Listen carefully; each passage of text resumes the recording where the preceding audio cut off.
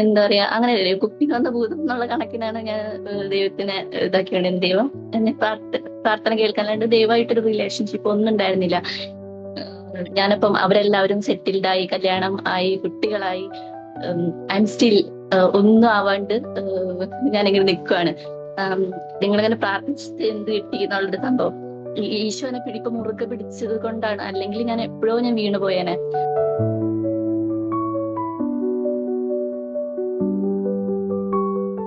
പറഞ്ഞായിരുന്നില്ല. ആ, അപ്പം എനിക്ക് എന്താ പറയണ്ടേന്ന് അറിയില്ല. അപ്പൊ പിന്നെ ഞാൻ പ്രാർത്ഥിച്ചിട്ട് ഞാൻ ബൈബിൾ തുറന്നു. തുറന്നപ്പോ എനിക്ക് കിട്ടിയത് നിങ്ങളുടെ സ്ഥിതിയെ പറ്റി ചിന്തിക്കുന്ന. എനിക്ക് മനസ്സിലായില്ല. അപ്പോഴും പിന്നെ ഞാൻ രണ്ടു ദിവസം എനിക്ക് എന്താ പറയണ്ടേന്ന് അറിയാണ്ട് ഞാൻ ഇങ്ങനെ ദൈവത്തിനോട് ചോദിക്കുമ്പോൾ എനിക്കൊന്നും കിട്ടിയില്ല. പിന്നെ ഞാൻ സൺഡേ കുർബാന കാണാൻ പോയി. എന്നിട്ട് അത് കണ്ടിട്ട് തിരിച്ചു വന്ന് റൂമിൽ വന്നിട്ട് ഇപ്പൊ ഞാൻ വിചാരിക്കുന്ന, ഓക്കെ, ഞാൻ കുറെ കുർബാന കഴിഞ്ഞിട്ടും കുറെ നേരം പള്ളിയിലിരുന്നു. എനിക്ക് ആരെങ്കിലും എനിക്ക് പറഞ്ഞു തരായിരിക്കും, പരിചയമുള്ളവർ ആരെങ്കിലും പറഞ്ഞു തരായിരിക്കും എന്നൊക്കെ വിചാരിച്ച് ഞാൻ ഇരുന്നു. അല്ലെങ്കിൽ ദൈവം പറഞ്ഞിരിക്കും, മനസ്സ് എനിക്ക് കിട്ടിയില്ല. എന്നിട്ട് ഞാൻ വന്ന് വീട്ടിൽ വന്നിരുന്നു. അത് കഴിഞ്ഞ് പിന്നെ ഞാനപ്പോ പിന്നെ എന്റെ മനസ്സിൽ തന്നെ ഈ ഒരു വചനം തന്നെ വരെയായിരിക്കും. ഞാൻ ആദ്യമായിട്ട് ഈ വചനം കാണുന്നത്, നിങ്ങളുടെ സ്ഥിതിയെ പറ്റി ചിന്തിക്കുവാൻ തന്നെ. അപ്പൊ ഇത് ഏതാ, ഞാൻ അടച്ചുപോയി. ഞാൻ കണ്ടിരുന്നു നേരത്തെ, പക്ഷെ ഇപ്പൊ ബൈബിളിൽ എവിടെയാന്ന് എനിക്ക് അറിഞ്ഞിട്ട് പിന്നെ ഞാനത് നെറ്റിൽ നോക്കി കിട്ടി. അപ്പൊ നോക്കിയപ്പോ ഹഗ്ഗായി എന്ന് പറഞ്ഞിട്ടൊരു ബുക്കായിരുന്നു. ഇത് ഞാൻ ആദ്യമായിട്ട് കാണുകയാണ്, അതും പഴയ നിയമമാണ്. എനിക്കാണെങ്കിൽ പുതിയ നിയമം കുറച്ചെങ്കിലും മനസ്സിലാവും, പഴയ നിയമം തീരെ എനിക്ക് ഒന്നും അറിയില്ല. ഇത് അത് എനിക്കൊന്നും മനസ്സിലാവൊന്നുമില്ല. അപ്പൊ ഞാൻ കുറച്ചു നേരം പ്രാർത്ഥിച്ചു ദൈവത്തിന്റെ അടുത്ത്. എന്നിട്ട് ഞാൻ ഇരുന്നു. ഞാനിത് വായിക്കണം ഒന്നും പറഞ്ഞില്ല, ജസ്റ്റ് ഞാൻ ഇരുന്നു. പിന്നെ ഒരു 3 മണിക്കൂർ ഞാൻ എഴുന്നേൽക്കാൻ നോക്കുന്നുണ്ട്, പക്ഷെ എനിക്ക് പറ്റുന്നില്ല. എന്നെ അവിടെ പിടിച്ചിരുത്തി. എന്നെ പിടിച്ചിരുത്തി. എന്നിട്ട് എനിക്ക് ഞാൻ നോക്കുമ്പോ 2 പേജുള്ള ഈ ചാപ്റ്റർ, ഈ ബുക്ക്. അപ്പൊ ഞാൻ നോക്കുമ്പോ, ഓക്കെ, ഇതാണ്, ഇതെന്റെ ലൈഫിൽ ഇപ്പൊ നടന്നുകൊണ്ടിരിക്കുന്ന കാര്യം, എന്റെ ലൈഫാണിതെന്ന് എനിക്ക് അപ്പോഴാണ് മനസ്സിലായത്. ഞാൻ ആദ്യമായിട്ടാണ് കാണുന്നത്. അപ്പൊ ഞാന് നോക്കിയപ്പം നിങ്ങളുടെ സ്ഥിതിയെ പറ്റി ചിന്തിക്കുവിൻ. പിന്നെ അതിൽ പറയാണ്, നിങ്ങൾ ഏറെ വിതച്ചു, കുറച്ചു മാത്രം കൊയ്തു. നിങ്ങൾ ഭക്ഷിക്കുന്നു, ഒരിക്കലും തൃപ്തരാകുന്നില്ല. നിങ്ങൾ പാനം ചെയ്യുന്നു, തൃപ്തി വരുന്നില്ല. പിന്നെ അങ്ങനെ പറഞ്ഞിട്ട്, കൂലി ലഭിക്കുന്നവന് അത് ലഭിക്കുന്നത് ഓട്ടസഞ്ചിയിൽ ഇടാൻ മാത്രം. എന്റെ ലൈഫ് ഇതാണ്. വെച്ചുകഴിഞ്ഞാൽ ഞാൻ എന്തൊക്കെയോ പ്ലാൻ ചെയ്തിട്ട് ഓക്കെ, ഞാൻ ഇതിന് പഠിക്കണം.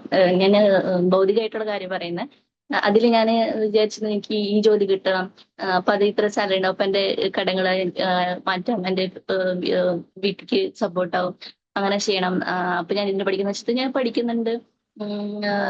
എന്നിട്ട് ഞാൻ പ്രാർത്ഥിക്കുന്നുണ്ട്. പക്ഷെ എന്റെ പ്രാർത്ഥന എന്ന് പറഞ്ഞെങ്കിൽ, ഞാൻ പഠിച്ച് ഞാൻ കാര്യങ്ങൾ ചെയ്തിട്ട് ഞാൻ ദൈവത്തിനോട് പറയും, ദൈവമേ ഇത് അനുഗ്രഹിക്കണേ, എക്സാമിന് മുമ്പും പ്രാർത്ഥിച്ചിട്ട് പോകും. അതായത് എന്റെ പ്ലാനൊക്കെ ഞാൻ ചെയ്തിട്ട് ദൈവത്തിനെ വിളിച്ചിട്ട് അനുഗ്രഹിച്ചിട്ട് പൊക്കോ എന്ന ആ ഒരു രീതിയായിരുന്നു എനിക്ക്. ഞാൻ പിന്നെ കുറെ കഷ്ടപ്പെടുന്നു. പിന്നെ ലൈഫിൽ പിന്നെ എന്താ പറയാ, പ്രാർത്ഥനയൊന്നും ശരിക്കും എന്താ പറയാ റെഗുലർ ആയിട്ട് കൊണ്ടുപോകാം അങ്ങനെയൊന്നുമില്ല. ഞാൻ കുറെ അധ്വാനിക്കുന്നുണ്ട്, എന്തൊക്കെയോ ചെയ്യുന്നുണ്ട്. എന്റെ പദ്ധതികൾ പിന്നെ അതുപോലെ എല്ലാത്തിനെ കുറിച്ച്, വിവാഹത്തിനെ കുറിച്ചും ഒക്കെ ഞാൻ തന്നെ പ്ലാൻ ചെയ്യുന്നത്. ദൈവത്തിന് വിളിക്കും, അനുഗ്രഹിക്കാൻ വേണ്ടി മാത്രം. എന്താ പറയാ, പിന്നെ കാര്യങ്ങൾ കിട്ടാൻ വേണ്ടി എന്താ പറയാ, അങ്ങനെയല്ലേ, കുപ്പി വന്ന ഭൂതം എന്നുള്ള കണക്കിനാണ് ഞാൻ ദൈവത്തിനെ ഇതാക്കിയാണ്. ദൈവം എന്നെ പ്രാർത്ഥന കേൾക്കാനായിട്ട് ദൈവമായിട്ടൊരു റിലേഷൻഷിപ്പ് ഒന്നും ഉണ്ടായിരുന്നില്ല. ഈ നന്മമരത്തിൽ വന്നതിന് ശേഷമാണ് എനിക്ക് ഒരു റിലേഷൻഷിപ്പ്. അങ്ങനെ ഉള്ളിലുള്ളിൽ ദൈവത്തിനോട് സ്നേഹമുണ്ട്, ഇഷ്ടമാണ്, ഈശ്വരനെ ഒക്കെ ഉണ്ട്. പക്ഷെ ഒരു ഇതിലോട്ട് ഞാൻ വന്നത് ഇത് വന്നേ പിന്നെയാ. അപ്പം എന്നിട്ട് ഞാനപ്പം ഇരുന്നേ. അപ്പൊ ദൈവം എന്നോട് അടുത്തായിട്ട് പറയാം, ഇതൊക്കെ ഉണ്ട്. എന്നിട്ട് നിങ്ങൾ ഏറി തേടി ലഭിച്ചതോ അല്പം മാത്രം, നിങ്ങൾ അത് വീട്ടിലേക്ക് കൊണ്ടുവന്നു, ഞാനത് ഊതിപ്പറത്തി. ഞാനപ്പൊ കഷ്ടപ്പെടുന്നുണ്ട്, എല്ലാം ചെയ്യുന്നുണ്ട്, പക്ഷെ അവസാനം അത് പൊട്ടി പാളീസായി പോകും. അപ്പൊ ഞാൻ ചോക്കെ, നീയാണല്ലേ അപ്പൊ എന്നെ ഊതിപ്പറത്തിയിട്ടെന്ന് ഞാൻ ചോദിച്ചു ദൈവത്തിനോട്. അപ്പം ഞാനിത് വായിച്ചു. പിന്നെ വന്നപ്പം അപ്പുറത്തെ പേജില്, നിങ്ങളുടെ എല്ലാ അധ്വാന ഫലങ്ങളും ഉഷ്ണക്കാറ്റും വിഷമഞ്ഞും കന്മഴയും അയച്ച് ഞാൻ നശിപ്പിച്ചു. ദൈവം എല്ലാം മടക്കി എന്റെ കയ്യിൽ തന്നു. എന്താ പറയാ, ഇപ്പം എന്താ പറയാ, പുറത്തു നിന്നുള്ള ഒരാൾക്ക് ഇപ്പം ഞാൻ ഹിന്ദു ആണ്. അപ്പം എല്ലാവരും എന്നോട് പറയുമായിരുന്നു, നീ ഇപ്പഴും ചോദിക്കുന്നുണ്ട് എല്ലാവരും, നീ ഇങ്ങനെ നിന്റെ മതത്തിൽ നിന്ന് വിട്ടിട്ട് ഇങ്ങനെ യേശു പറഞ്ഞു തന്നിട്ട് നിനക്ക് എന്താ കിട്ടിയേ? കാരണം എന്റെ ഇതിലുള്ള എന്റെ എല്ലാവരും ജോലിയായി. ഞാൻ കുറെ എക്സാം എഴുതുന്നതും ഇതായില്ല. ഞാനപ്പം അവരെല്ലാവരും സെറ്റിൽഡ് ആയി, കല്യാണം ആയി, കുട്ടികളായി. ഐ എം സ്റ്റിൽ ഒന്നും ആവാണ്ട് ഞാനിങ്ങനെ നിൽക്കുവാണ്. അപ്പം അവരൊക്കെ ചോദിച്ചു തുടങ്ങി. വീട്ടുകാര്, അച്ഛനമ്മയല്ല, വേറെ വീട്ടുകാരൊക്കെ ഉണ്ടാവും, ബന്ധുക്കളൊക്കെ, അവരെല്ലാരും കളിയാക്കാനൊക്കെ, ആം, അച്ഛനെ, ഈവൻ എന്റെ പാരന്റ്സിനെ വരെ കളിയാക്കാണ്. നിങ്ങളിങ്ങനെ പ്രാർത്ഥിച്ചിട്ട് എന്ത് കിട്ടി എന്നുള്ളൊരു സംഭവം. അപ്പം ഞാനിപ്പം പ്രാർത്ഥിച്ചില്ലായിരുന്നെങ്കിൽ, ഈ ഒരു അവസ്ഥയിലായിരുന്നെങ്കിൽ, എന്താ പറയാ, എന്റെ ലൈഫ് എന്റെ കയ്യിൽ നിന്ന് പോയേനെ. കാരണം അത്രയ്ക്ക് ഞാൻ നിരാശയിൽ ഉണ്ടായിരുന്നു. എനിക്കിപ്പം ഞാന് എന്താ പറയാ, ഈശോനെ പിടിപ്പ് മുറുകെ പിടിച്ചത് കൊണ്ടാണ്, അല്ലെങ്കിൽ ഞാൻ വീണു പോയേനെ. അപ്പം എന്നിട്ട് അപ്പൊ ഞാനിതൊക്കെ അപ്പോഴാണ് ഞാൻ ആലോചിക്കുന്നത്, ഓക്കെ, ഇതാണ് ദൈവം എന്നോട് പറഞ്ഞ എന്റെ സ്ഥിതിയെ പറ്റി ചിന്തിക്കുവിൻ എന്ന് ദൈവം ചോദിക്കുന്നുണ്ട്. ആക്ച്വലി ഇത് ഹഗായി ചാപ്റ്ററിന്റെ കോണ്ടെക്സ്റ്റ് എനിക്ക് അറിയില്ലായിരുന്നു. അപ്പൊ ഞാൻ നോക്കിയപ്പോഴത്തേനും ഇത് ഇൻട്രോയിലുണ്ടായിരുന്നു. ഇത് ദൈവത്തിന് ജെറുസലേമില് ജനങ്ങള് ദൈവത്തിന് ആലയം പണിയാണ്ട് അവര് സ്വന്തമായിട്ട് വീടുണ്ടാക്കാനായിട്ട് അതിനുള്ള വ്യഗ്രതയിലായിരുന്നു. അതിന് അവർ കുറെ ഓടി നടന്ന് കഷ്ടപ്പെടുന്നു. അപ്പൊ ദൈവം പറയാണ്, നീ എന്റെ പദ്ധതിയിലേക്ക് വാ എന്ന് ദൈവം പറയുന്നത്. ദൈവത്തിന്റെ ആലയം എനിക്ക് ഇവിടെ, ഇത് ശരിക്കും ഈ ചാപ്റ്റർ എന്താ ഉദ്ദേശിക്കണമെന്ന് എനിക്കറിയില്ല. പക്ഷെ ഇത് എനിക്ക് ദൈവം പറഞ്ഞു തന്നപ്പോ ഇത് എന്റേതായിട്ട് കണക്ട് ചെയ്തിട്ട് എനിക്ക് പറഞ്ഞു തന്നെ. അപ്പൊ അതാ ഞാൻ പറയുന്നത്. അപ്പം ദൈവത്തിന്റെ ആലയം പണിയാ, അതായത് എന്റെ ലൈഫിലാണെങ്കിൽ ദൈവം എനിക്ക് വേണ്ടി നിശ്ചയിച്ചിട്ടുള്ള പദ്ധതിയാണ് ഞാൻ നോക്കേണ്ടത്. ദൈവത്തിന്റെ കാര്യങ്ങളിലേക്ക് ഞാൻ തിരിയണം. അപ്പം ഞാൻ ഇവിടെ കിടന്ന് എന്റെ ആലയം, എന്റെ പദ്ധതികളാണ് ഞാൻ ചെയ്തുകൊണ്ടിരിക്കുന്നത്. അപ്പൊ ദൈവം പറയാണ്, സൈന്യങ്ങളെ കർത്താവ്, അപ്പൊ ഈ പ്രവാചകൻ, ഒരു ഹഗ്ഗായി പ്രവാചകനിലൂടെ ദൈവം ജനങ്ങളോട് പറയാണേ, സൈന്യങ്ങളെ കർത്താവ് അരുളി ചെയ്യുന്നു, കർത്താവിന്റെ ആലയം പുനരുദ്ധരിക്കുന്ന സമയമായിട്ടില്ല എന്ന് ഈ ജനം പറയുന്നു. ഞാൻ എങ്ങനെയായിരുന്നു. അപ്പൊ എനിക്ക് ദൈവത്തിന് വേണ്ടി ദൈവത്തിനോട് പ്രാർത്ഥിക്കണം എന്നൊക്കെ ഉണ്ട്. പക്ഷെ ഞാൻ ഈ കാര്യങ്ങൾ, ഞാൻ പറയുന്ന കാര്യങ്ങളൊക്കെ അച്ചീവ് ചെയ്തിട്ട് എനിക്കൊരു വയസ്സൊക്കെ ആയിട്ട് അപ്പൊ ഒത്തിരി പേരെ സഹായിക്കാം. അതൊക്കെയാണ് എന്റെ പ്ലാനും കാര്യങ്ങളൊക്കെ. ഞാൻ എന്നിട്ട് എന്റെ ഞാൻ വിചാരിച്ചിരുന്ന പദ്ധതികള് ഒക്കെ ഞാൻ ചെയ്തിട്ട് ദൈവത്തിനെ വന്ന് ബ്ലസ് ചെയ്യിപ്പിച്ചിട്ട് പറഞ്ഞു വിടണം. അങ്ങനെ ഒരു സംഭവമായിരുന്നു എന്റെ ഒരു ഇത്. അപ്പൊ ദൈവം എന്ത് ചെയ്തു, അതൊക്കെ പൊളിച്ച് കയ്യിൽ തന്നു. ഏഹ് എന്നിട്ട് അപ്പൊ ഈ ജെറുസലേം ഇതിലിപ്പോ അവർ പറയുന്നത്, ഈ ജനങ്ങളോട് ദൈവം പറഞ്ഞു, ഓക്കെ, നിങ്ങൾ വീട് പണിയത് നിങ്ങൾ പതിച്ചേരം നിർത്തിവെക്കി, ഞാൻ പറയുന്നത് കേൾക്കുന്നത് ദൈവം പറയാണ്. എന്നിട്ട് ഇവിടെ ചോദിക്കുന്നുണ്ട്. അപ്പൊ ഇവര് ഏഹ് ദൈവം പറഞ്ഞതനുസരിച്ചിട്ട് ഇവര് ആലയം പണിയുന്നുണ്ട്. ഞാൻ തുടങ്ങിയിട്ടുണ്ട്. പക്ഷെ ദൈവം ഉദ്ദേശിക്കുന്ന രീതിയിലേക്ക് ഒന്നും എനിക്ക് എത്താൻ പറ്റുന്നില്ല. ഇപ്പം സ്പിരിച്വൽ കാര്യത്തിൽ തന്നെയും പ്രാർത്ഥിക്കാനോ ഒന്നും എനിക്ക് പറ്റുന്ന രീതിക്ക് ഞാൻ പ്രാർത്ഥിക്കുന്നുണ്ട്. അതുപോലെ എല്ലാം ഇപ്പൊ എന്റെ ലൈഫിൽ എനിക്ക് പറ്റുന്ന രീതിയിൽ ഞാൻ ചെയ്യുന്നുണ്ട് ദൈവത്തിന്. അപ്പൊ ഇതില് പറയുന്നുണ്ട്, പണിയിൽ ഞാൻ നിങ്ങളോട് കൂടിയുണ്ട്. ഇപ്പൊ ഞാൻ പോകുന്ന ഈ ലൈഫ് സ്റ്റേഷനിൽ ജോലിയിൽ എനിക്ക് അടുത്ത മാസം എന്റെ ജോലി തീരും. അത് കഴിഞ്ഞ് എന്താവുമെന്ന് എനിക്കറിയില്ല. എനിക്കൊരു 5 ഇയർ എന്റെ റിലേഷൻഷിപ്പ് ഉണ്ടായിരുന്നു. അതും ഇതായി, കല്യാണം ഇതായി, എല്ലാം കൊണ്ട് ഞാൻ ബ്ലോക്ക് ആയിരിക്കുകയാണ്. പക്ഷേ പക്ഷേ എന്റെ കൂടെ ദൈവമുണ്ട്. അത് ശരിക്കും ദൈവം എന്നോട് പറഞ്ഞു, പണിവി ഞാൻ നിങ്ങളോട് കൂടെയുണ്ട്, എന്റെ ആത്മാവ് നിങ്ങളുടെ ഇടയിൽ വസിക്കുന്നു, ഭയപ്പെടേണ്ട. പിന്നെ എന്താ പറയാ, ഇപ്പം എന്നോട് പറയണവരോടൊക്കെ ഞാൻ തിരിച്ചറിയും, എന്റെ കൂടെ യേശു ഉണ്ട് എന്ന് പറയാനുള്ള ഒരു ധൈര്യം, ഒരു പ്രത്യാശയല്ലേ, അത് എന്റെ അടുത്തുണ്ട്. പത്രോസ് അപ്പോസ്തല പ്രവർത്തനങ്ങളിൽ പത്രോസ് പറയുന്നുണ്ട്, വെള്ളിയോ സ്വർണമോ എന്റെ കയ്യിലില്ല, അതുപോലെ എന്റെ കയ്യിൽ ഒന്നുമില്ല, ഈ ലോകത്തിന്റെ ഒന്നുമില്ല എന്റെ അടുത്ത്. എനിക്കുള്ളത് ഞാൻ നിനക്ക് തരുന്നു, നസ്രാനായ യേശു ക്രിസ്തുവിന്റെ നാമത്തിൽ എഴുന്നേറ്റ് നടക്കാന്ന് പത്രോസ് പറഞ്ഞത്. അതുപോലെ യേശു ക്രിസ്തു എന്നുള്ള നാമം മാത്രമേ ഇപ്പൊ എന്റെ കയ്യിലുള്ളൂ. പക്ഷെ എനിക്കത് മതിയെന്ന് എനിക്ക് മനസ്സിലായി. കാരണം അത്രയ്ക്ക് പ്രത്യാശയും ഒരു ഹോപ്പ് എനിക്കുണ്ട്. ഞാൻ ചെയ്യുന്നത് പറ്റുന്ന രീതിയിലാണ് ഞാൻ ചെയ്യുന്നത്. ഇപ്പൊ എനിക്കൊരു എക്സാം വരുന്നുണ്ട്. അത് സയൻസ് ശാസ്ത്രജ്ഞനുള്ള ഒരു എക്സാമാണ്. അത് ഒരിക്കലും എന്റെ കയ്യിൽ നിൽക്കാത്തൊരു സാധനമാണ്. അതിന് പ്രിലിംസ് തന്നെ കിട്ടിയത് ദൈവത്തിന്റെ ഒരു ശരിക്കും എനിക്ക് ഈശോ പറഞ്ഞു തന്നിട്ട് എന്നെ പഠിപ്പിച്ചിട്ടാണ് ഞാനത് ക്ലിയർ ആയി. ഞാൻ ഒരിക്കലും ക്ലിയർ ആയില്ല. ഞങ്ങളുടെ ഇൻസ്റ്റിറ്റ്യൂട്ടിൽ ഞാൻ മാത്രം അത് ക്ലിയർ ചെയ്തിട്ടുള്ളൂ. അത് ഞാൻ കാരണം എനിക്ക് അതിനുള്ള കഴിവില്ല. ഇപ്പൊ ഈ എക്സാം അടുത്തത് വരുന്നുണ്ട്. അതെന്റെ കയ്യിൽ അതെനിക്ക് ഉറപ്പുള്ള കാര്യമാണ്. എന്റെ കഴിവില് ഒരു ഇതുണ്ടല്ലോ, നിനക്ക് എന്റെ കൃപ മതി എന്ന് ദൈവം പറയുന്നുണ്ടല്ലോ. എനിക്കറിയാം അത് എന്റെ മെറിറ്റല്ല, ദൈവത്തിന്റെ കൃപ മാത്രമാണ്. ഞാൻ എക്സാം എഴുതിയിട്ടില്ല കേട്ടോ, പക്ഷെ എനിക്കറിയാം എനിക്ക് അത് കിട്ടും. അതല്ലെങ്കിൽ ദൈവത്തിന്റെ ഒരു പദ്ധതി എനിക്ക് ഉറപ്പിച്ചിട്ടുണ്ടെന്ന് എനിക്ക് അത്ര പ്രത്യാശ ഇപ്പൊ എനിക്കുണ്ട്. അതൊരിക്കലും എന്താ പറയാ, അതൊരു ഒരു കൗൺസിലിങ്ങിലോ അല്ലെങ്കിൽ അങ്ങനത്തെ ഇതിലൊന്നും എനിക്ക് കിട്ടില്ല. അത് ഈശോ എന്റെ കൂടെ ഉണ്ടെന്ന് എനിക്കറിയുന്ന, അതിൽ നിന്ന് വരുന്ന ഒരു പ്രത്യാശ എന്ന് എനിക്കറിയാം. അപ്പം ഇതിൽ പിന്നെ ദൈവം പറയുന്നുണ്ട്, ഞാൻ എല്ലാ ജനതകളെയും കുലുക്കും, അങ്ങനെ എല്ലാ ജനതകളുടെയും അമൂല്യ നിധികൾ ഇങ്ങോട്ട് വരും, ഈ ആലയം മഹത്വപൂർണ്ണമാക്കും. എന്നിട്ട് പിന്നെ ഇതിൽ പറയുന്നുണ്ട്, ഞാൻ ഇപ്പോൾ ഇതിന്റെ സ്ഥിതി എന്താണ്, തീരെ നിസ്സാരമായിട്ട് തോന്നുന്നില്ലേ? അപ്പൊ എനിക്ക് ഇടയ്ക്കൊക്കെ തോന്നേ, ഈശ്വര ഞാനിത് എങ്ങനെയാണ് ഇതൊക്കെ ചെയ്യാ, എന്റെ കയ്യിലൊന്നും ഇല്ല. എന്താ പറയാ, മറ്റുള്ളവർ നോക്കുമ്പം 10-33 വയസ്സ് ഞാൻ എവിടെ എത്തിയിട്ടില്ല എന്നൊക്കെ ഉള്ളിൽ എനിക്ക് ചെറിയ ഡൗട്ടും ഇതൊക്കെ ഉണ്ട്. അപ്പോഴും ദേവനോട് പറയണേ, എങ്കിലും ധൈര്യമായിരിക്കുക. അങ്ങനെ ഇതിലൂടെ ശരിക്കും എന്നോട് ഈശോ അങ്ങനെ സംസാരിക്കുവാണേ. പിന്നെ ഞാൻ വിചാരിച്ചിരുന്നു, ദൈവം പിന്നെ എന്റെ പദ്ധതിയൊക്കെ പൊളിച്ചിട്ട് ദൈവം ഇതാക്കിയത് ദൈവത്തിന് അങ്ങനെ ചെയ്തെന്നൊക്കെ ഞാൻ ചോദിച്ചിരുന്നേ. അപ്പൊ അതും എനിക്ക് ഉത്തരം കിട്ടി. അതായത് ദൈവം എന്റെ അധ്വാനത്തെ കൂടി നശിപ്പിച്ചു. എന്തിനാന്ന് വെച്ച് കഴിഞ്ഞാൽ, നിങ്ങളുടെ എല്ലാ അധ്വാന ഫലങ്ങളും ഉഷ്ണക്കാറ്റും വിഷമഞ്ഞും കന്മഴയും അയച്ചിട്ട് നശിപ്പിച്ചു. എന്നിട്ടും നിങ്ങൾ എന്നിലേക്ക് മടങ്ങി വന്നില്ല. അതായത് ഞാൻ എന്റെ പദ്ധതികൾ ഞാൻ ചെയ്തുകൊണ്ടിരിക്കുമ്പോൾ ഞാൻ ദൈവത്തിന്റെ അടുത്തല്ലായിരുന്നു. എന്റെ മനസ്സ് പുറമേ അങ്ങനെ ഞാൻ പ്രാർത്ഥിക്കുകയാണ് എന്നെങ്കിലും എന്റെ മനസ്സ് ദൈവത്തിന്റെ അടുത്തല്ലായിരുന്നു, ഞാൻ ദൈവത്തിന്റെ സന്നിധിയിലല്ലായിരുന്നു. എന്ന് വെച്ച് കഴിഞ്ഞാൽ പിന്നെ ഞാൻ പ്രാർത്ഥിക്കുന്നൊക്കെ ഒരു വെർബലായിട്ട് മാത്രമായിരുന്നു.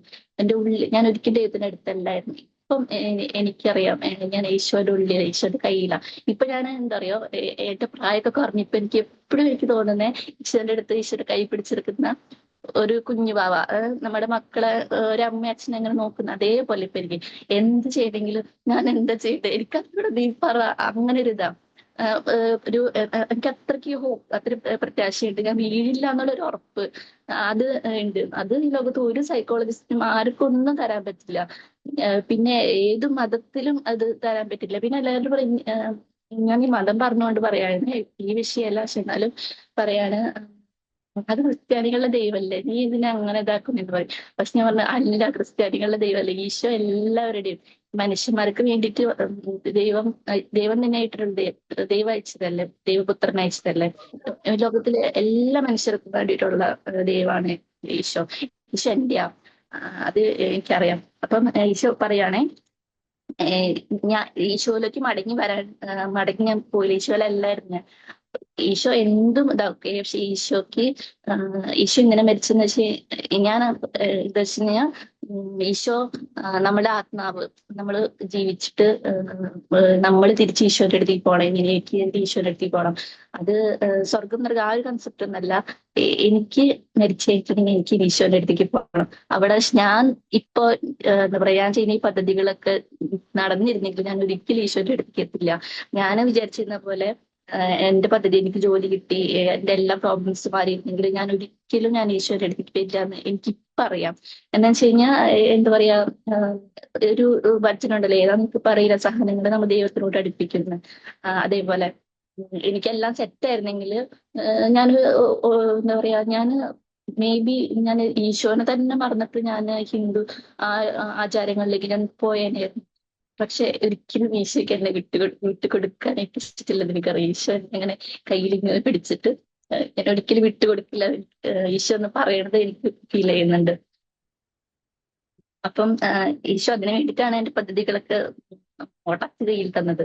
എന്നിട്ട് പക്ഷെ ഈശോ പറഞ്ഞ പോലെ ഞാൻ ചെയ്യുകയാണെങ്കിൽ എനിക്ക് വെറും ഇപ്പൊ എന്താ പറയാ, എനിക്ക് അത് കിട്ടണം, ജോലി കിട്ടണം, അങ്ങനെ ഒന്നുമില്ല. എനിക്ക് ഈശോയുടെ കൂടി ഉണ്ടാവണം. അപ്പൊ ബാക്കിയൊക്കെ ഒരു ഈശ്വരനെ പറ്റി രചനയില്ലേ, നിങ്ങൾ എന്റെ പദ്ധതി ചെയ്ത ബാക്കിയെല്ലാം നിങ്ങൾക്ക് കൂട്ടിച്ചേർക്കപ്പെടും.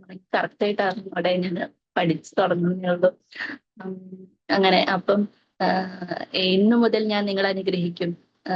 പിന്നെ ഇതിൽ പിന്നെ എന്നോട് ചോദിക്കുന്നുണ്ട് ഒരു വചനം, ഇപ്പോഴത്തെ സ്ഥിതി മറ്റേ സ്ഥിതി നീ കമ്പയർ ചെയ്തു, ഇതൊക്കെ ഈശ്വരനോട് ഇതിൽ കൂടെ സംസാരിക്കായിരുന്നേ. എന്താ പറയാ, ഇപ്പോഴും ഇപ്പൊ ഈ സെഷൻ എടുക്കാൻ വരുമ്പോൾ ഞാൻ എന്താ പറയണ്ടേന്ന് എനിക്ക് അറിഞ്ഞൂടെ ഈശോയെ, ഞാൻ എന്താ ഇന്നിപ്പോ ഞാൻ ഇങ്ങോട്ട് വരുന്നേക്കാളും മുമ്പ് ഞാൻ പള്ളിയിൽ പോയി, അപ്പോഴത്തേനും കുർബാന കഴിഞ്ഞു, ഇൻസ്റ്റിറ്റ്യൂട്ടിന് പോയി ചെയ്തപ്പോഴും കഴിഞ്ഞു. പക്ഷെ എന്നാലും ഞാൻ കുറച്ചു നേരം അവിടെ ഇരുന്നു. ഞാൻ എന്താ പറയണ്ടേന്ന് എനിക്ക് അറിഞ്ഞൂടെ ഈശോയെ, ഞാൻ അത്രയ്ക്ക് ഞാൻ ഇൻട്രോവേർട്ട് ആയിട്ടുള്ള ഒരാളാണ്. അപ്പൊ ഞാൻ അങ്ങനെ പറയാ, എന്താ പറയണ്ടേ എനിക്കൊന്നും അറിഞ്ഞൂടെ, ഞാൻ ഒന്നും പഠിച്ചിട്ടും അങ്ങനെ കാര്യമായിട്ട് പഠിച്ചിട്ടൊന്നുമില്ല. അപ്പൊ നീ പറയണേന്ന് നീ എനിക്ക് പറഞ്ഞു തരണേ എന്ന് ഞാൻ ഈശോയോട് പറഞ്ഞിട്ടുണ്ടായിരുന്നു. അങ്ങനെ അപ്പം ഈ ഒരു ചാപ്റ്റർ ഉണ്ടല്ലോ, ഹഗ്ഗായി, ഇത് എനിക്ക് ഈശോ എന്റെ കൂടെ ഇരുന്നിട്ട് എന്നെ പഠിപ്പിച്ചത് ഇത് നിന്റെ ലൈഫാണ്, നീ ഇപ്പൊ ചെയ്യേണ്ടത് എത്ര പ്രശ്നങ്ങൾ ഉണ്ടെങ്കിലും പേടിക്കണ്ട. ഇതിലൊക്കെ ഈശോ പറയുന്നുണ്ട്, ഞാൻ നിന്റെ കൂടെയുണ്ട്, എന്റെ ആത്മാവ് നിന്റെ കൂടെയുണ്ട്, നീ പണിതോ ഇതിലുണ്ട്, പണിയിൽ ഞാൻ നിങ്ങളോട് കൂടെയുണ്ട്, നീ പേടിക്കേണ്ട, നിനക്ക് ചെയ്യാൻ പറ്റുന്ന കാര്യങ്ങൾ ചെയ്തോ എന്ന് ഈശോനോട് എപ്പോഴും പറയുന്നുണ്ട്. ഉം, എനിക്കിപ്പോ ഒരു പേടിയുമില്ല, കാരണം അത്രയ്ക്ക് പ്രശ്നങ്ങൾ എന്റെ ലൈഫിൽ മറ്റുള്ളവർ നോക്കുമ്പോഴും, പക്ഷെ എനിക്ക് ഒരു പ്രശ്നവുമില്ല, എനിക്കൊരു ടെൻഷൻ ഇല്ല. അല്ലെങ്കിൽ ഞാൻ അത്ര ടെൻഷൻ അടിക്കുന്ന ആളാ. ഇടയ്ക്കിടയ്ക്ക് എന്നാലും വീഴുകയും, പക്ഷെ അപ്പോഴും ഇപ്പത്തേനും ഈശോ എന്നെ കൈപിടിയും, പേടിക്കേണ്ടെന്ന് പറഞ്ഞിട്ട് എന്താ പറയാ, ആ ഒരു സമാധാനം, യേശു തരുന്ന സമാധാനം എനിക്ക് വേറെ ബുദ്ധി കിട്ടില്ല, അതെനിക്കറിയാം. ഇതാണ്. അപ്പം ഞാൻ എന്റെ ടോപ്പിക് ഞാൻ പറഞ്ഞത് മാറിപ്പോയി എന്ന് തോന്നുന്നുണ്ട്. പിന്നെ അത് കഴിഞ്ഞിട്ട് ഞാൻ ഇന്ന് ഞാൻ എടുക്കുന്ന ഈ സെഷന്റെ ഇത് ഞാൻ കറക്റ്റ് ശരിക്കും ഗ്രൂപ്പിൽ ഇട്ടില്ലായിരുന്നോ? നിങ്ങളെ കുറിച്ചുള്ള പദ്ധതി എന്റെ മനസ്സിലുണ്ട്, നിങ്ങൾ നാശത്തിനുള്ള ക്ഷേമത്തിനുള്ള പദ്ധതിയാണ്, നിങ്ങൾക്ക് ശുഭമായ ഭാവി പ്രത്യാശ നൽകുന്ന പദ്ധതി. അതാണ് ശരിക്കും ഇത് ദൈവം തന്നതിരുന്ന പറഞ്ഞപ്പോ മാറിപ്പോയി തോന്നുന്നുണ്ട്. അപ്പൊ ഈശോയ്ക്ക് അതിനെ കുറിച്ചുള്ള പദ്ധതി ഉണ്ടെന്ന് അറിയാം. അതെന്തിനും ഇപ്പൊ എന്റെ ഭൗതികമായിട്ടുള്ള കാര്യമാണെങ്കിലും സ്പിരിച്വൽ ഇതാണെങ്കിലും, ഞാൻ ഈ സ്പിരിച്വൽ ഇതിപ്പോ ഞാൻ പറഞ്ഞത് ഭൗതികമായിട്ടുള്ളതാണ്, പക്ഷെ സ്പിരിച്വൽ കാര്യങ്ങളും ഞാൻ അങ്ങനെ തന്നെയായിരുന്നു. ഞാൻ ഇതിനു മുമ്പ് ഞാൻ പ്രാർത്ഥിക്കാനൊക്കെ ഞാൻ എന്റെ എഫേർട്ട് എടുത്തിട്ട് ഞാൻ ശ്രമിച്ചിരുന്നു. അപ്പോഴൊന്നും എനിക്ക് പ്രാർത്ഥിക്കാൻ പറ്റിയിരുന്നില്ല. ഞാൻ എന്റെ എഫേർട്ട് എടുത്തിട്ടാണ് ഓരോ കാര്യങ്ങൾ ചെയ്തുകൊണ്ടിരിക്കുന്നത്, പ്രാർത്ഥിക്കാൻ തന്നെ ചെയ്തുകൊണ്ടിരിക്കുന്നത്. ജപമാല ഇങ്ങനെ ചൊല്ലണം എന്നൊക്കെ പറഞ്ഞിട്ട് എന്റെ എഫേർട്ട്, എന്റെ പതി അതൊക്കെ എന്റെ തന്നെയായിരുന്നു. എന്നിട്ട് പക്ഷെ ഞാൻ ദൈവത്തിൽ നിന്ന് ഞാൻ തെറ്റുകൾ ചെയ്യും, പിന്നെ ദൈവത്തോട് പ്രാർത്ഥിക്കാൻ പറ്റും, ഇങ്ങനെ അകന്നു പോകും, ഇങ്ങനെ വീഴും, ശ്രമിക്കാറുണ്ടായിരുന്നു. പിന്നെ ഞാൻ പിന്നെ എനിക്ക് ഇങ്ങനെ എല്ലാ ദൈവത്തിന്റെ അടുത്ത് ഞാൻ കൊടുത്തു. ഞാനൊരു കൊച്ചുകുട്ടിനെ പോലെ ഞാൻ ഈശോയുടെ കൈ തന്നെ പിടിച്ചിരിക്കാം. അപ്പൊ ഈശോ അത് പറയുമ്പോ ഞാനത് ചെയ്യും, ഇത് പറയുന്നത് ചെയ്യും. ഇപ്പൊ ഞാൻ ടോട്ടലി ഫ്രീ ആയി. എന്റെ ജീവിതത്തെ കുറിച്ച് എനിക്ക് ഒരു എന്താ പറയാ സമാധാനക്കേട് ഒന്നുമില്ല. ഇത് എനിക്ക് എന്താ പറയാ, എന്നോട് ഇങ്ങനെ ചോദിക്കുന്ന ആൾക്കാർക്ക് എനിക്ക് പറഞ്ഞു കൊടുക്കാൻ എനിക്ക് പറ്റുന്നില്ല. പക്ഷെ അവരും അത് ആ ദൈവത്തിന്റെ ഒരു സമാധാനം, എന്താ പറയാ, എപ്പോഴും ഒരു കൊച്ചു കുട്ടിയായിരിക്കണം എന്നുള്ള ഒരു സംഭവം ഉണ്ടല്ലോ, അത് അവർക്ക് അറിയണം എന്ന് എനിക്കുണ്ട്. ഞാനിപ്പോ അവർക്ക് വേണ്ടി ഞാൻ പ്രാർത്ഥിക്കുന്നുണ്ട്. നമ്മൾക്ക് നമ്മളെ കുറിച്ചുള്ള പദ്ധതികളൊന്നും നമ്മൾ പ്ലാൻ ചെയ്യേണ്ട ആവശ്യമില്ല. നമ്മൾ ചെയ്യുക, ദൈവത്തോട് ചോദിച്ച് ചെയ്യുക, ബാക്കി ദൈവം ഒക്കെ സെറ്റാക്കി തരും. ഇതാണ് എനിക്ക് പറയാനുള്ളത്.